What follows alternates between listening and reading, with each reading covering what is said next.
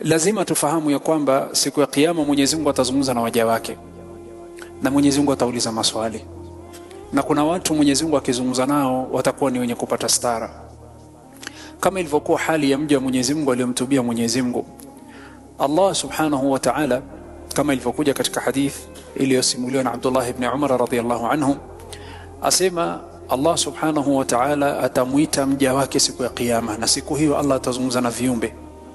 Atamuita mja wake fulani, ataitwa fulani ibn fulan, njoo simama mbele ya Allah. Akisimama mbele ya Allah, Mwenyezi Mungu ataanza kumhoji, lakini kabla Mwenyezi Mungu hajamhoji na kumuuliza maswali, kuna viumbe wote wako watu wamesimama pale. Hasa Allah subhanahu wa ta'ala atakuwa ni mwenye kumuuliza makosa aliyofanya, lakini Mwenyezi Mungu kwa sababu hataki kumuibisha huyu mja, atamstiri, ataweka stara. Hasa huyu na Allah wanazungumza peke yao, walioko nyuma hawajui wanazungumza nini.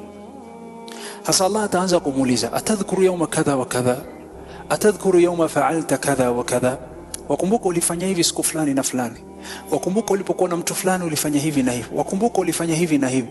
Yule mja yuko ni mwenye kukiri, yasema naam ya Rabbi nilifanya, naam nakumbuka nilifanya, naam nakumbuka nilifanya. Sasa mpaka yule anaona maswali haya yote, mimi basi naingizwa motoni.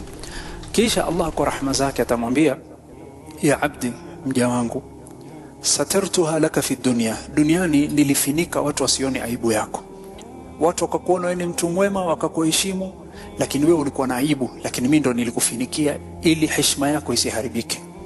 Na leo siwezi kukuaibisha mbele hawa watu wote, nimekusamehe, ingia janna. Allahumma ja'alna minhum ya Rabb.